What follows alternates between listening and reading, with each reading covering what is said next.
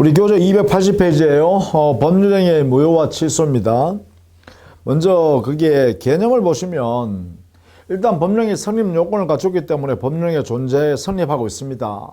이러한 성립된 법령이가 효력이 발생하면 유효라 그러는데 그 효력이 발생하지 않는다 그러면 무효가 되겠죠. 처음부터 효력이 발생하지 않는다. 즉 이 말은 법률행위 속에 무효 사유가 존재하기 때문에 효력이 발생하지 않는다. 이게 바로 무효죠. 따라서 무효는 효력이 처음부터 발생하지 않는 것을 말합니다. 이에 반해서 취소라는 것은 기본적으로 유효한 법률행위가 되어 있다는 것이죠.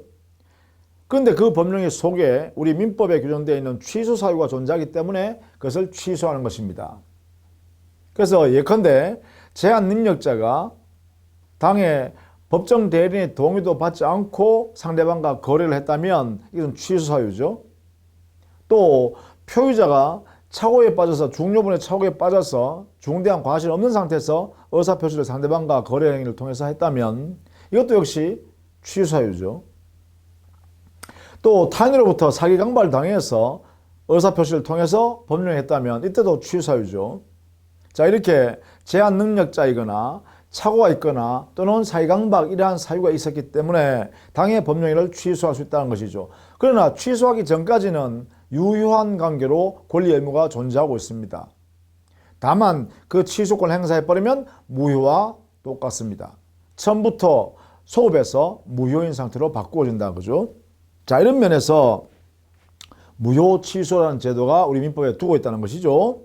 그래서 기본적으로 무효는 처음부터 효력이 안 생긴다는 것이고 취소는 그 법 사유에서 취소하기 전까지는 유효한 상태로 존재한다. 그러나 취소하게 되면 무효와 동일하다. 이렇게 해석하면 되겠죠. 자, 그렇다면 무효 사유와 취소 사유를 알아둬야겠죠. 282페이지 있습니다. 무효 사유. 권리 능력이 없거나 의사 능력이 없는 당사자이거나 또는 당의 법령의 목적을 확정할 수 없거나 실현 가능성이 없는 원시적 불능이거나 강행법규를 위반했거나 또는 사회질서에 반하는 목적일 때 당의 의사표시가 진위 아닌 의사표시인데 상대방이 그 비진위 아닌 의사표시라는 사실을 알았거나 알 수 있었을 때 또 통정 허위 표시했을 때 이럴 때 우리는 무효인 사유다 이렇게 하죠. 취소할 수 있는 법령에는요. 제한 능력자가 법정 대리인 동의도 받지 않고 했을 때 착오해서 의사표시해서 법령했을 때 사기강박을 당해서 의사표시를 통해서 법령했을 때 이 세 가지 사유에 해당될 때 취소 사유가 되겠죠. 자, 이렇게 우리 민법에는 무효 사유와 취소 사유를 각각 규정이 되어 있습니다. 따라서 여기에 해당되는 사유가 발생하면 무효 사유, 취소 사유다 이렇게 하는 거죠. 자, 그러면 구체적으로요. 법령의 무효를 보죠. 이 법령이 무효다 하면 무효인 법령이 이걸 줄여서 무효행위 이래 되겠죠. 자, 무효행위. 무효란 것은 처음부터 효력이 안 생긴다 했어요. 첫 번째, 무효 사유가 법률행위 안에 있어야 됩니다. 이게 존재해야 되죠. 존재했을 때다. 무효 사유가 존재했을 때. 그러면 당의 법률행위의 효력 요건이 무효 사유가 존재한다는 것을 누가 입증해야 될까요? 입증 책임은 무효를 주장하는 자가 입증을 해야 됩니다. 무효 사유가 존재한다는 것을, 그죠? 자, 이때 이 무효의 종류는 어떤 거냐? 종류는 원칙적으로 당연히 무효입니다. 당연 무효. 그리고 처음부터 무효입니다.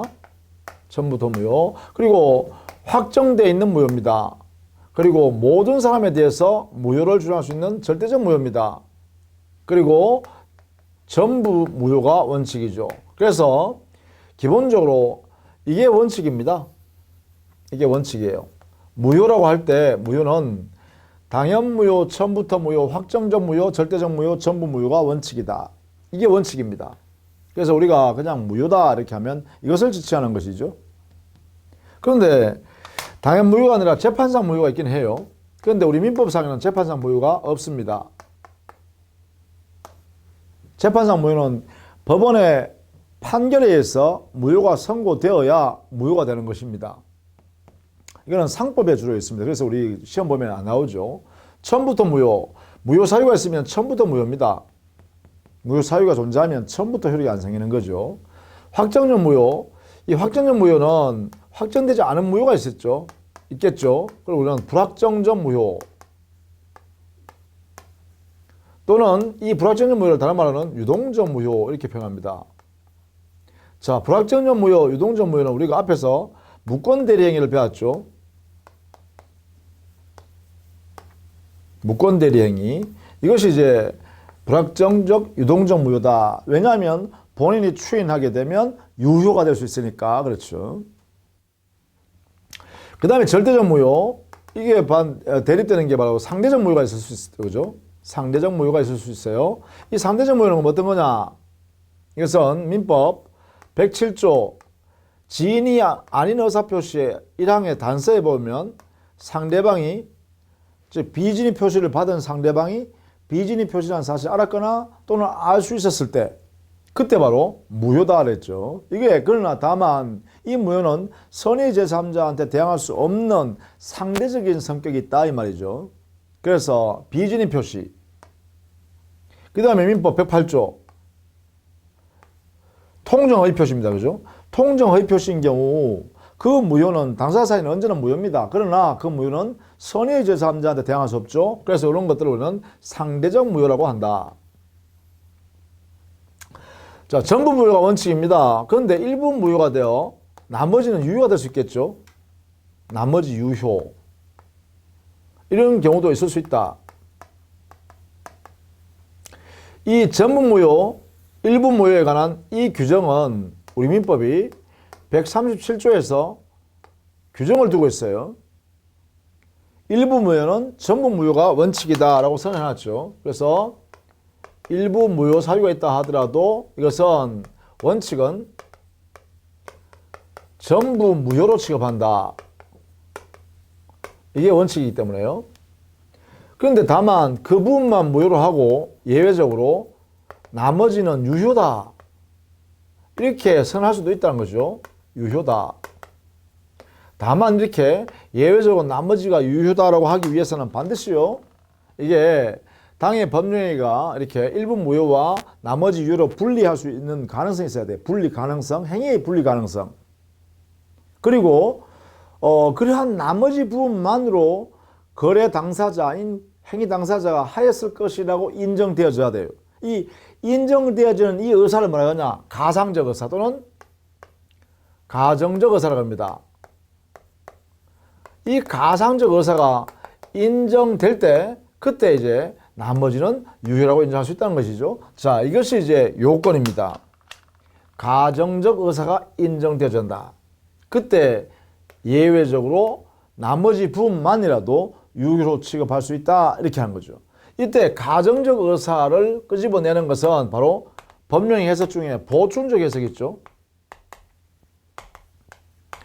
보충적 해석 방법에 의해서 이 가정적 의사가 인정되는지 여부를 판단하는 것이죠. 보충적 해석 이렇게 정리합니다. 자, 여기에 137조 이렇게 원칙과 예외, 전부 무효 원칙, 예외적으로 나머지 부분은 유효를 한다는 이 원칙을 뭐냐 하면 이게 바로 일부 무효의 법칙 또는 일부 무효의 법리 이렇게 표현합니다. 그래서 우리 민법에 137조 일부 무효의 법리를 원칙은 전부 무효를 선택했고 예외적으로 가상적 의사가 인정되면 나머지 부분만 유효를 인정해 주겠다 이렇게 했어요. 자, 이 부분은 여러분이 꼭 숙지를 해야 됩니다. 일부 무효의 법리. 자, 그 정도로 정리를 하면 되겠고요. 그것이 우리 교재는 284페이지에 가면 3번 전부 무효와 일부 무효 137조를 정리해 놨습니다. 이 부분을 여러분이 좀 봐두시라는 것이죠. 이러한 일부 무효의 법리는 이 내용 있죠. 원칙은 전부 무효, 예외는 나머지 유효로 한다라는 이 일부 무효 법리, 이것을요 일부 취소에다가도 쓰겠다. 여기에 유추 적용한다 이 말이죠. 유추 적용. 이렇게. 그 말은 뭐냐면 하나의 법령이 안에 일부분에 취소 사유가 존재하더란 거야. 그러면 그 일부분만 취소할 수 있고 나머지는 유효로 둘 수 있느냐라는 문제가 생긴다는 것이죠. 이런 경우에도 마찬가지로 원칙은 일부분만을 취소할 수 없다. 그럼 전부 취소해야 된다는 것이죠. 이게 원칙이다. 전부 취소하는 것이 원칙이지만 다만 가상적 의사가 인정된다면 그 일부분만 취소를 허용하고 나머지는 그대로 유효로 둘 수 있다. 이렇게 해석하는 것이 뭐예요? 바로 이게 일부 무효의 법리를 유추 적용하는 것을 말한다. 이렇게 하겠죠. 자, 이것도 역시 일부 무효의 법리와 관련해서 알아두셔야 되겠습니다. 우리 판례도 이렇게 인정하니까요. 유추 적용한다. 유추 적용한다. 그 다음에요. 확정적 무효, 불확정적 무효, 이거 관련해서요. 좀 정리해 봅시다. 요게 확정적 무효, 불확정적 무효, 즉 유동적 무효에 관련해서요. 자, 우리는 무권 대리행위는 민법에 명문으로 규정을 뒀죠. 민법상에 규정을 둬서 이 유동적 상태의 법률 효과를 확정시키는 방법을 만들어 놨어요. 예컨대 본인이 추인을 하게 되면 확정적으로 처음부터 유효한 행위를 한다. 만약에 본인이 추인을 거절하거나 또는 상대방이 철회한다든가 하면 확정적으로 무효가 된다. 이렇게 했죠. 따라서 이 불확정적 상태에 있는 유동적 상태에 있는 무권 대리행위의 효과를 확정시키는 방법을 우리 민법에 규정으로 만들어 뒀습니다. 그런데 우리 판례가 있어요. 판례에서도 유동적 무효에 해당되는 것이 있다 이 말입니다. 그게 뭐냐? 바로 토지거래 허가구역 안에 있는 토지를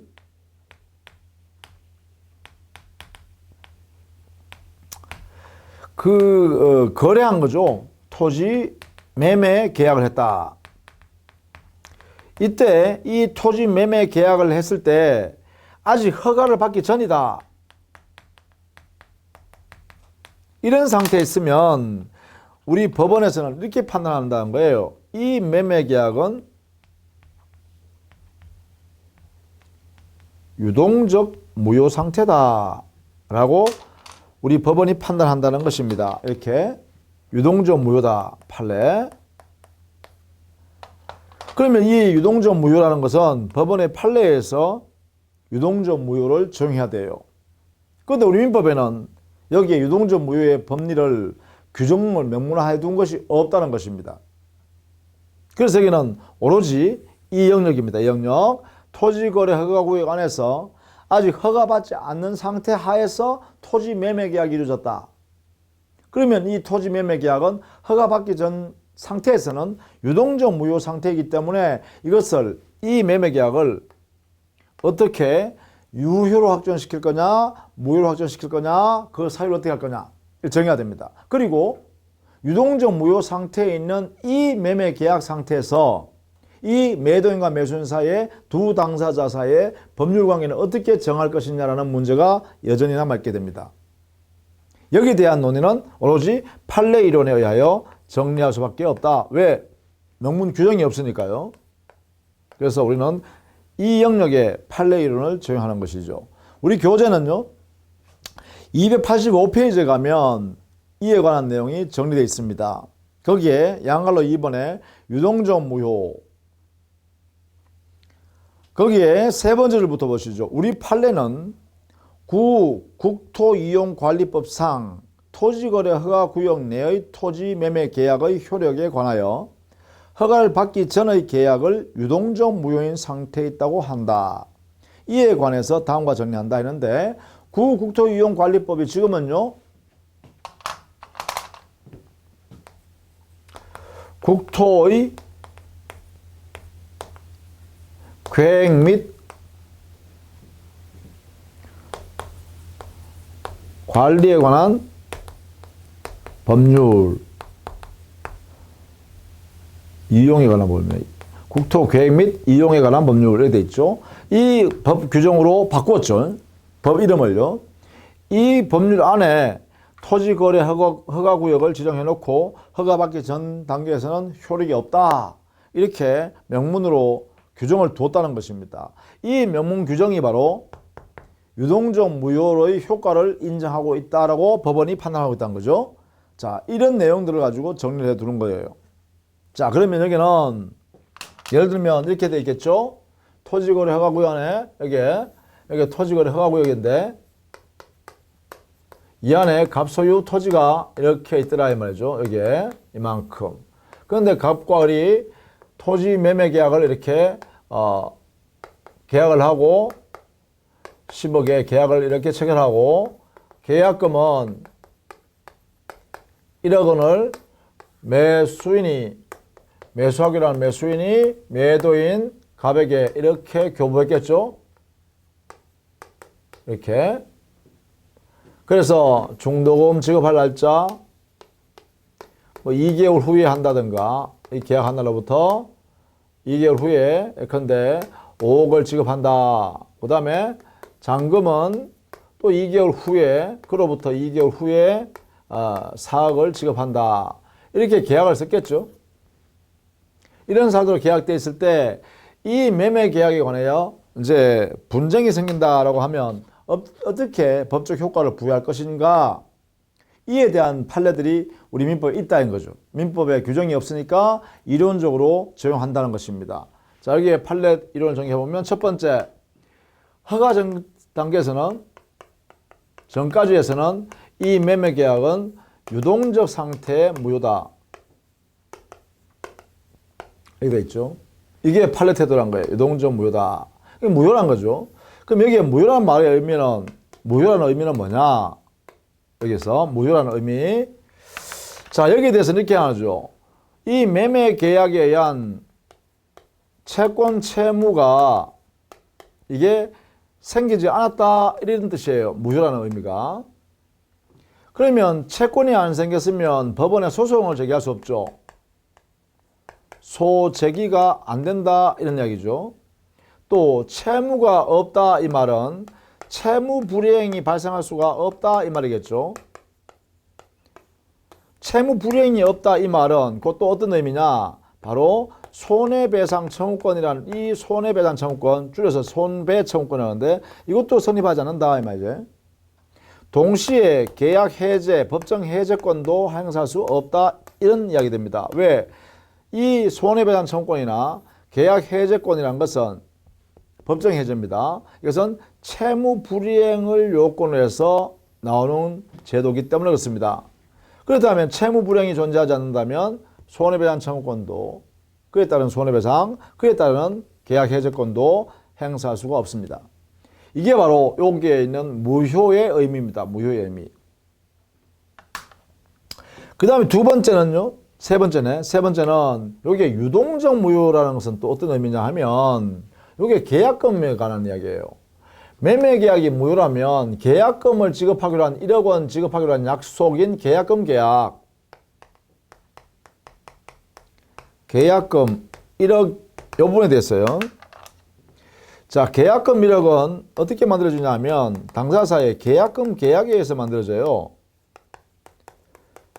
계약금 계약에서 1억 원을 교부하게 된단 말이죠. 그런데 이 계약금 계약은 매매 계약의 종된 계약입니다. 종된 계약이니까 종된 계약. 그러니까 당연히 이 계약금 계약도 유동적 무효 상태인 무효잖아요. 유동적 무효 상태겠죠. 무효니까 만약에 말이죠. 이 계약금 1억 원을 교부한 매수인이 매도인을 상대방으로 했어요. 이렇게 매도인한테 내가 매매 계약할 때 매매 계약이 유효라고 생각하고 너한테 계약금 1억 원 줬잖아. 근데 매매 계약이 무효라고 했잖아. 무효니까 계약금 계약도 무효다. 그럼 계약금 계약이 무효라면 매도인 너한테 1억 원 계약금을 줄 필요가 없었던 거잖아.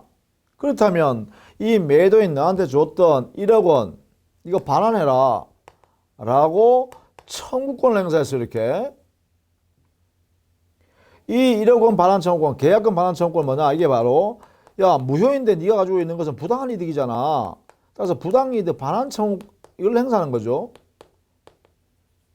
이 청구권을 이렇게 행사하는 거예요. 야, 계약금 줬던 거 돌려줘. 이렇게 했어요. 자, 이럴 때 과연 이 권리가 인정되는 거냐? 이게 문제가 된다는 거죠. 여기에 우리 법원의 판단이 있다. 분쟁이 생기니까 이런 생겼다는 거죠. 여기에 대해서 우리 판례 매수인은 매도인에 대해서 이 부당이득 반환 청구권에서의 계약금 반환 청구를 할 수가 없다. 부정합니다. 부정. 이유는 뭐냐면 여기에 매매계약이 유동적 상태 무효이기 때문에 유효로 바뀔 수도 있다는 것입니다. 그러면 매매계약이 유효로 바뀌어버리면 그러면 계약금 계약도 함께 유효로 바뀔 거 아니에요. 그러면 계약금 계약이 유효라면 그 계약금은 부당한 이득이 될 수가 없잖아요. 따라서 유동적 무효 상태에 있다는 것은 부당이득 반환 청구권이라는 권리도 확정적으로 존재하지 않는다는 것입니다.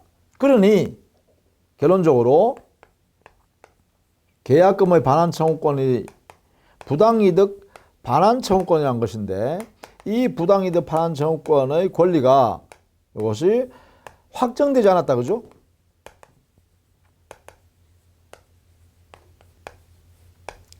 그러니까 어떻게 돼요? 행사하면 안 된다 이 말이죠. 행사 인정할 수 없다. 되겠죠? 그럼 결국은 부당이득 반환 청구로서의 계약금 반환을 청구할 수 없다라는 것입니다. 바로 이것이 뭐예요? 바로 유동적이라는 근거하에 이렇게 해석한 거죠. 이렇게. 그래서 유동적 무효의 의미에서는 결국은 갑과 을은요, 이 계약금 돌려받을 수도 없고, 그죠? 그 다음에 을은 갑한테 소유권 내놔라 할 채권도 행사할 수 없고, 소송 제기할 수 없고, 매도인은 매수인한테 대금 10억 원을 지급하라라는 권리도 행사할 수 없고 그 권리가 존재하지도 않는 뿐만 아니라 소송 제기할 수 없죠. 이런 상태에 있어요. 그럼 여기서 해야 될 게 뭐죠? 그렇죠. 이 두 사람 사이는 당연히요. 네 번째.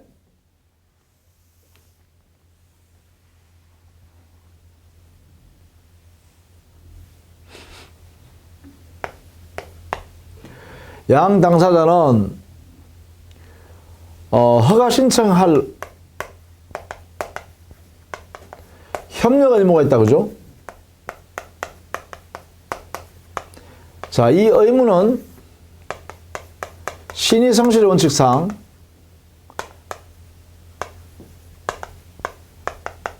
발생한 의무로서 부수적 의무입니다. 이러한 계약을 했기 때문에 발생하는 이러한 내용의 의무입니다. 허가 신청 협력 의무. 따라서 의무이기 때문에 이것을 이행하지 않는다면 불이행. 불이행 당사자한테는 여기는요, 당연히 상대방은 손해배상을 청구할 수 있겠죠. 청구할 수 있는 권리가 발생하니까 소제기도 가능합니다. 그렇죠? 자, 손해배상 청구권 행사할 수 있고 소제기할 수 있고 동시에요. 이 협력 의무 이행하라고 불이행자에 대해서는 소제기도 또 할 수 있죠. 야, 협력 의무 이행해. 손해배상 청구했으니까 이것도 손해배상 청구권을 소제기도 할 수 있겠죠. 이렇게. 이게 협력 의무 자체가 의무이기 때문에 그렇습니다. 의무이기 때문에 이러한 권리 의무 관계가 성립한다라는 것이에요. 다만 이 불이행을 이유로 계약을 해제할 수는 없습니다. 이 허가 신청 협력 의무를 이행하지 않는다고 해서 계약을 매매 계약 자체를 해제할 수는 없습니다. 여기에 부수적 의무의 불이행은 손해배상 청구권으로 충분하다라는 것이 통설이죠. 판례이기도 하고요. 부수적 의무 불이행을 이유로 계약 해제는 본질적으로 할 수 없다. 뭐로 하냐? 손해배상 청구권으로 행사해라. 이렇게 하고 있는 거죠. 이렇게. 자, 그 다음에 협력 의무 이행, 이것은 요구할 수 있는 권리가 있다겠죠? 소제기할 수 있다겠잖아. 이행하지 않는 사람에 대해서. 그죠? 협력 의무 이행해! 라고 할 수 있는 권리가 있는데 그 권리를 행사하기 위해서 말이죠. 협력 의무 이행 청구권, 이것을 보전하기 위해서 보전 목적으로 당의 매도인에 대해서요, 매수인이 처분 금지 가처분 신청이 가능합니다.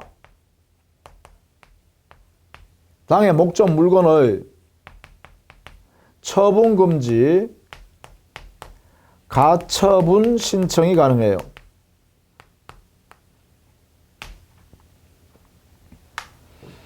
뭘 보존하기 위해서? 협력 의무 이행하지 않고 있는 사람에 대해서 이행을 청구하기 위해서. 야, 너 다른 사람한테 팔아버리면 너 협력 의무 내한테 안 할 거 아니야. 그러니까 협력 의무 이행해라고 하기 위해서 야, 너 그 물건 일단 팔지 마. 다른 사람한테 팔아먹지 마. 라고 처분 금지 가처분을 시켜놓고 소송을 제기할 수 있겠죠. 야, 너 이행 협력해. 이렇게. 자, 요게 가능하다는 것도 꼭 알아두셔야 되겠습니다. 이렇게. 자, 그러면요. 이 토지거래 허가구역 안에서 이 매매계약이 유효가 되는 것은 언제일까요? 이것을 유효하게 만드는 것. 자, 첫 번째, 허가처분 받으면 됩니다. 허가처분. 허가처분을 받으면 이 매매계약이 유효화가 됩니다. 유효. 이때 유효는 소급에서 유효입니다. 처음부터 유효가 되는 거죠. 허가처분 받으면. 두 번째요. 이 토지거래 허가구역으로 지정되는 것이 해제됐습니다. 지정해제. 지정의 해제. 해제가 되는 순간에 유효 매매계약이 됩니다. 세 번째요. 허가구역 지정 기간이 있었는데 그 기간이 만료되었음에도 불구하고 재지정하지 아니한 경우 기간 만료했는데 재지정하지 않은 경우입니다. 이럴 때는 당해 매매계약이 확정적 유효입니다. 확정적 유효되니까 허가 더 이상 받을 필요가 없게 되겠죠. 자, 요 세 가지 경우가 있네요. 요 세 가지. 그럼 만약에 이 매매계약이 확정적 무효가 되는 경우는 어떤 경우나? 무효가 되는 경우는 첫 번째, 불허가 처분 났을 때죠. 불허가 처분이 됐을 때. 두 번째, 처음부터 여기에 있는 허가 신청을 잠탈할 의도로 가정한 경우죠. 허가 배제할 목적으로 또는 잠탈할 목적으로 이게 처음부터 이렇게 했을 때 그때 무효죠. 세 번째, 이 매매계약 안에 무효 사유, 기타 무효 사유가 존재할 때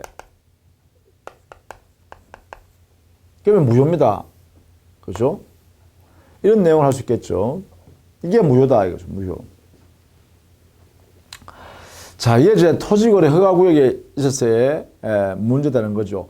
다만 말이죠. 이 계약금이 교부되어 있으면요. 우리 계약금은 우리 민법 565조였어요. 우리 민법 565조 여기는 계약할 당시에 계약금을 교부하면 그 계약금에는 해약금으로 추정한다 이렇게 해놨어요. 해약금의 추정 규정이 있어요. 이렇게. 해약금 추정한다는 해약금은 뭐냐? 해제권이 그 안에 들어있다는 거죠. 해제권. 그래서 해제권 행사가 가능하다 이렇게 되는 거죠. 요 규정이 계약금을 교부했다는 요 말 속에서 요게 적용될 수 있어요. 그죠? 그래서 565조 요건 하에서 해제권 행사가 가능하다 이렇게 되겠죠. 요것도 인정해야겠다. 그죠? 법 조문상. 그죠? 이렇게 해요. 이게 전부 다 토지거래 허가구역 안에서 일어나는 일들이다라는 것입니다. 이런 내용들을 여기 285조 이하에 정리되어 있고 특히 거기에 286페이지에 가면 이런 내용을 지금 강의한 내용을 정리 다시 해놨습니다. 여러분 한번 살펴보시면 되겠죠. 거기서 그대로 확인해 보시면 되겠습니다. 그 표 안에다 다 넣어놨으니까 여러분 한번 참고서 한번 읽어보시면 되겠어요. 자, 이러한 무효는 어떠한 효과가 이후에 발생하느냐 하면 288페이지에요. 확정적 무효니까요. 당사자가 그 법률행위에 무효인 법률행위에 따라서 이행할 필요가 없죠. 따라서 아직 아무것도 이행하지 않았다면 이행할 필요가 없습니다. 왜냐하면 상대방도 청구할 권리가 없으니까요. 이행할 필요 없습니다. 그런데 만약에 이행했다면 그때는 어떻게 되나요? 이 무효 행위에 대해서 아직 이행하기 전이면 이행할 필요가 없다. 이해 안 해도 된다는 거죠. 근데 만약에 이미 이행한 후라면 어떻게 될까? 즉 무효 행위에 대해서 안 해도 될 것을 했다는 거죠. 이때는 바로 부당이득의 문제가 생긴다라는 것이에요. 따라서 부당이득의 문제가 발생하면 부당이득에 관해서는 반환을 청구할 수 있도록 이렇게 인정한다는 것이죠. 이렇게 급부한 내용을 돌려달라 이렇게 할 수 있다는 거죠. 이때 만약에 그 부당이득한 사람이 수익한 사람이죠. 수익자가 만약에 부당이득이라는 사실을 모르고 받았다라고 하면 이때는 현존 이익으로 돌려주면 돼요. 근데 만약에 그것이 돌려줘야 할 부당한 이득이라는 사실을 알면서 받았다면 그때는 반환의 범위가 이때는 전부 배상해 줘야 돼요. 즉 상대방, 이행한 상대방에게 손해가 발생했다면 손해배상까지도 전부 해야 된다 이렇게 되겠죠. 이런 범위 내에서 반환 범위를 정한다 이렇게 돼 있어요. 이게 대원칙입니다. 다만 이 무효 사유 중에 말입니다. 민법 103조나 민법 104조 불공정한 법령이죠. 104조는 불공정한 법령이, 103조는 사회질서 위반. 결국은 사회질서 위반입니다. 사회질서에 반하는 내용으로 거래한 경우입니다. 이런 경우에 무효잖아요. 이거 전부 다 무효.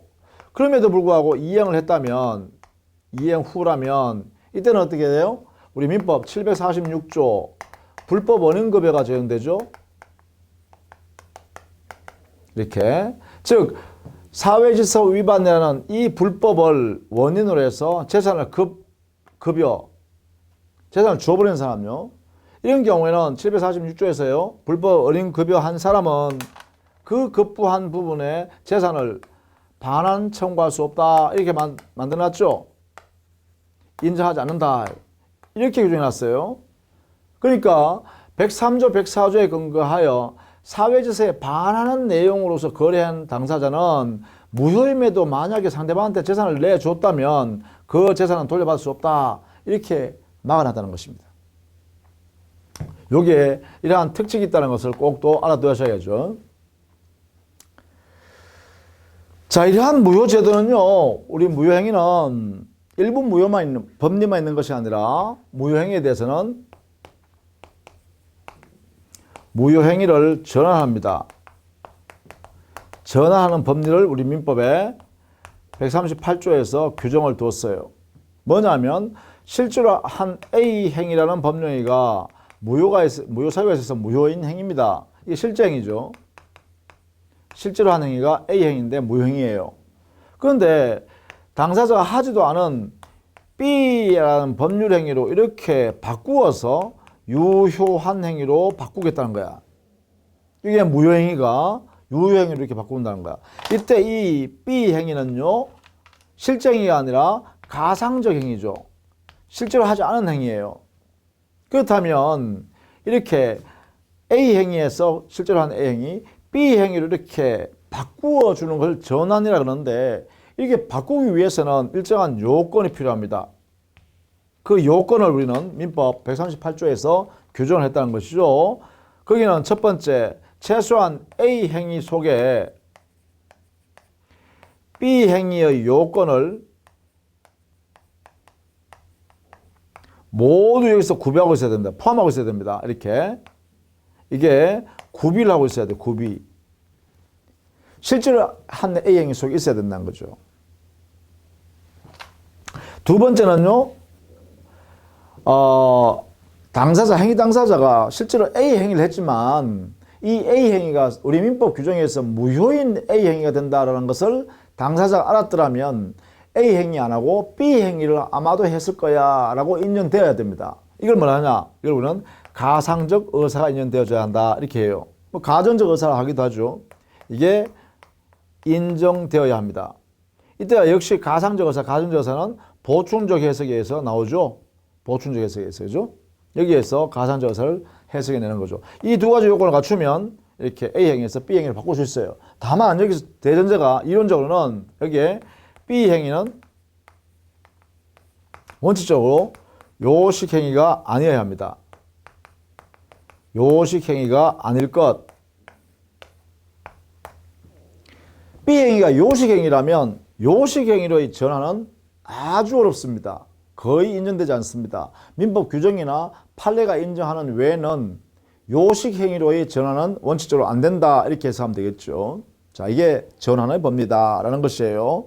이것이 289페이지에 138조 무효행위 전환을 보시면 무효인 법령행위가 다른 법령행위 요건을 구비하고 당사자가 그 무효를 알았더라면 다른 법령행위를 하는 것을 의혹하였으리라는 인정될 때, 이게 가정적 의사입니다.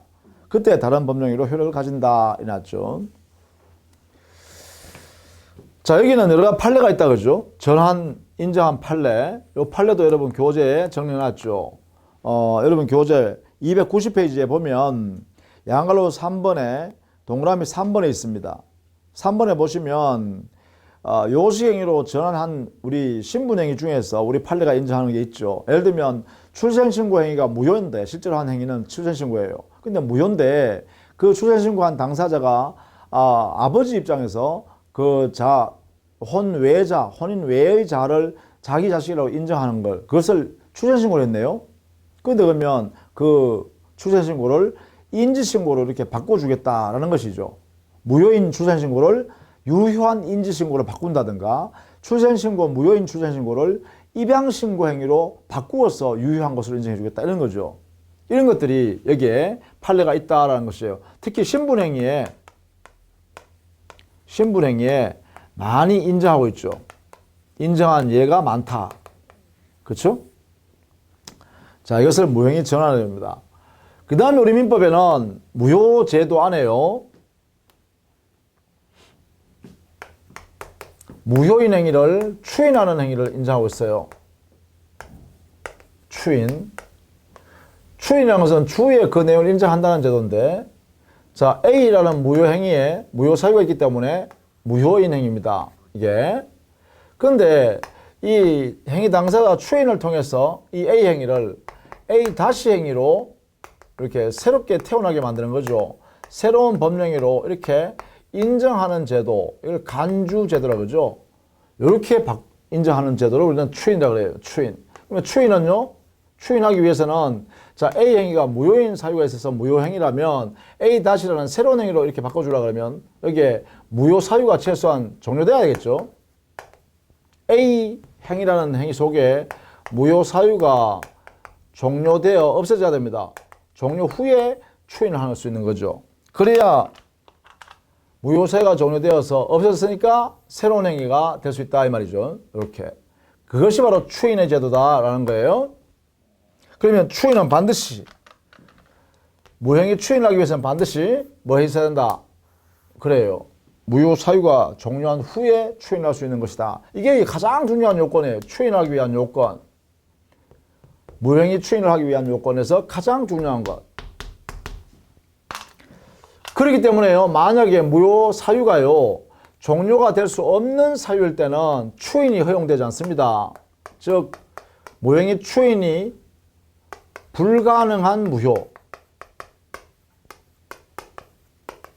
무효는 뭐냐? 무효 행위는 뭐냐? 바로 첫 번째, 103조로 인한 무효. 두 번째, 104조에 의한 무효. 세 번째, 가행법규에 위반한 무효. 위반한 것. 이런 경우에는 이 무효행위는요, 왜냐? 무효 사유가 종료될 수 없잖아요. 사회질서 위반하니까 무효고, 사회질서 위반되는 폭력을 취하니까 무효다. 이것은 뭐예요? 사회질서가 관계되는 거니까 안 되겠죠. 그리고 강행법규도 뭐예요? 강행법규 내용이 뭐예요? 바로 사회질서에 관계되는 내용을 담고 있는 거잖아. 가지고 있는 거잖아. 그러니까 이런 경우에는 추인을 할 수 있는 무효 사유가 될 수 없습니다. 그래서 추인이 불가능한 무효. 오케이요? 사회질서 위반으로서의 무효, 그리고 불공정 행위의 무효, 그리고 가행법규에 반하는 무효 행위. 이런 경우에는 이 무효 행위를 추인할 수가 없다 이 말이죠. 자, 이런 전제하에 추인의 의사표시를 이렇게 하게 되면, 그죠? 그러면 새로운 행위로 간주합니다. 언제부터? 추인한 이때부터. 그래서 이것은 장래적 효력입니다. 이렇게요. 따라서 무효행위 추인은 추인한 때부터 새로운 법령으로 본다. 이렇게 되어 있습니다. 자, 이렇게 해서요. 우리 무효제도 안에는요. 무효행위를 규율하기 위해서 만든 제도가 우리 민법상에는 세 가지 규정을 두고 있습니다. 137조에서는요. 일부 무효의 법리를 규정하고 있죠. 그 다음 138조에서는요. 무효행위 전환의 법리를 만들어놨죠. 139조에서는요. 무효행위 추인에 관한 규정을 이렇게 만들어놨어요. 이 규정들의 특성이 뭐냐? 전부 다 임의 규정입니다. 성질은 임의 규정이기 때문에 당사자 약정, 그것이 유효합니다. 다른 내용의 약정도 유효하다라는 것도 알아두셔야겠죠. 자, 이렇게 해서 무효제도를 일반적으로 쭉 살펴봤습니다. 결국은 무효행위 추인도 임의 규정이니까 당사자 약정에서 소급하여 추인하는 것을 인정하자 이렇게 약속할 수도 있다는 것이죠. 그런 내용으로 정리하시면 되겠습니다. 자, 다음 시간에는 무효행위 취소, 법령행위 취소에 관한 문제를 다뤄보도록 할게요. 자, 수고 많으셨습니다.